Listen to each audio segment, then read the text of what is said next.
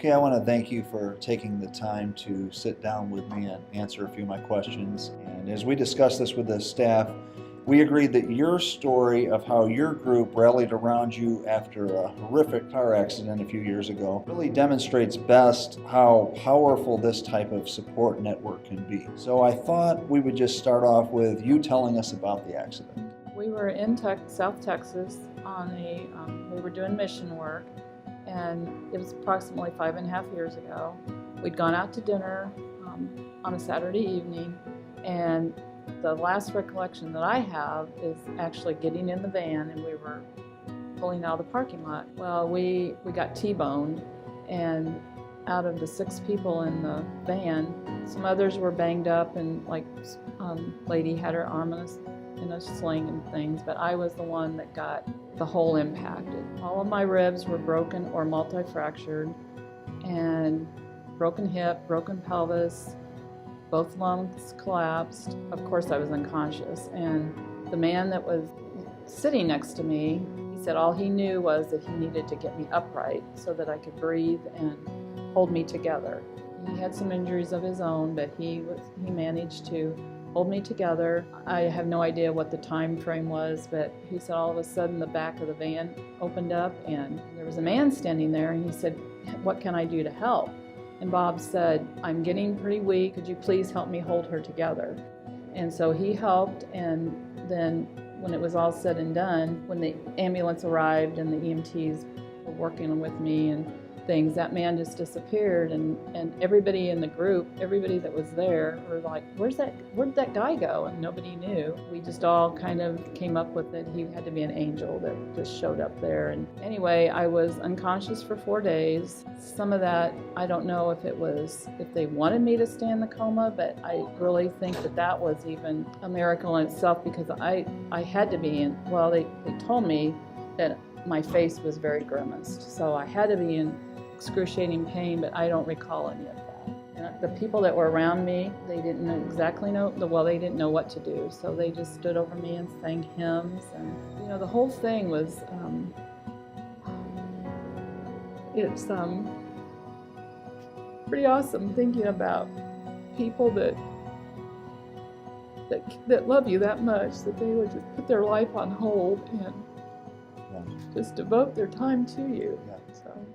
And that's actually what I wanted to talk to you about next. So you had some people from your life group right there on that trip. Yeah. How many?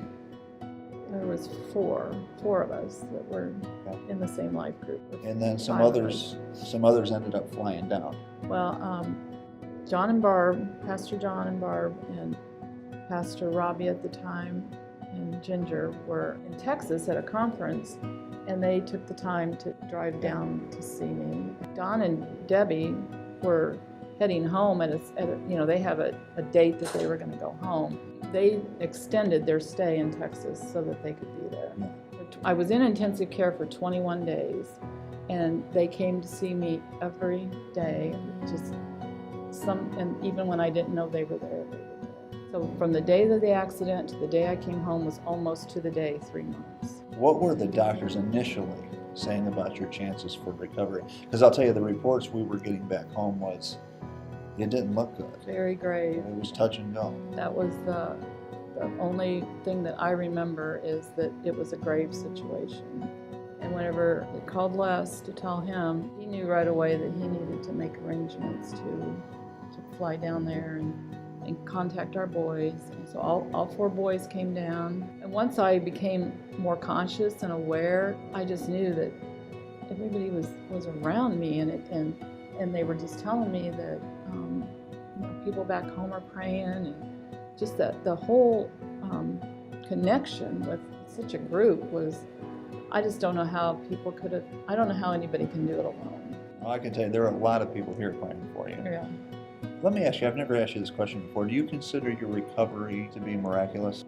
Yes, I actually could not walk, and I remember the very first time a physical therapist came in and said, "We're going to get you up out of bed." And the first day they got me up with a walker, and I walked 5 feet or 5 steps, and that was just like, I called home and I said, "I walked 5 steps," just like this is some great big huge. Well, to me it was. At the time it was. Yeah, it was hard.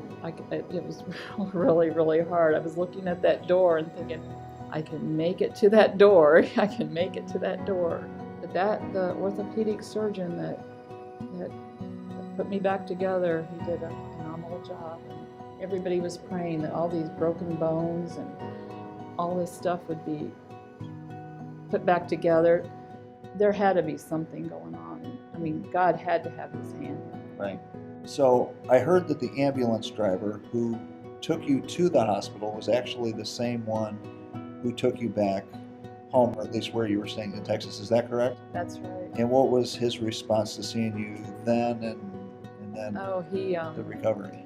in the ride to the airport, he was just sitting there because the flight nurse was interviewing or asking me questions about the accident and getting history and things. And all of a sudden he perked up and he goes, "Ma'am, I remember you."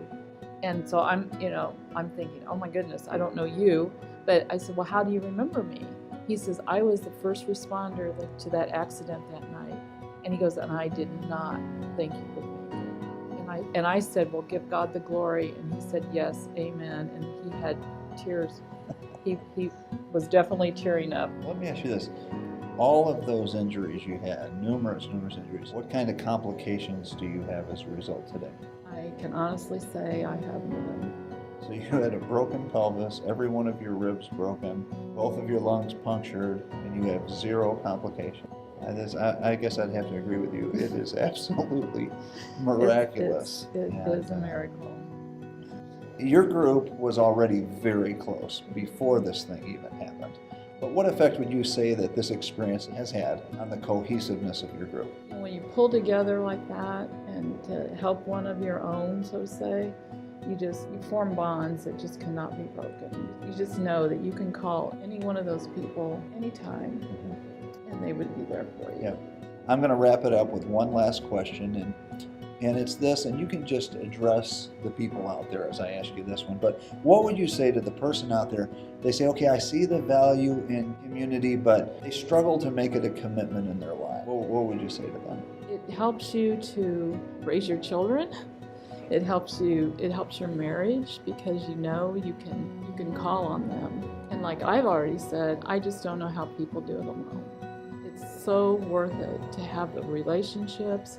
And I might say the very first Sunday that I came back to church after being in Texas for 3 months, and I was still using a walker, and when I walked through those church doors, the tears just flooded me. I was so overcome with this is home. And if it hadn't have been for our life group, for having that connection first of all, then the whole church just rallied. And then the people in the church know people, and so I'll never know how many thousands of people were praying because of the community that we were in. I'll tell you this, you have an extraordinary testimony, and I appreciate you sharing it with us today. Thank you.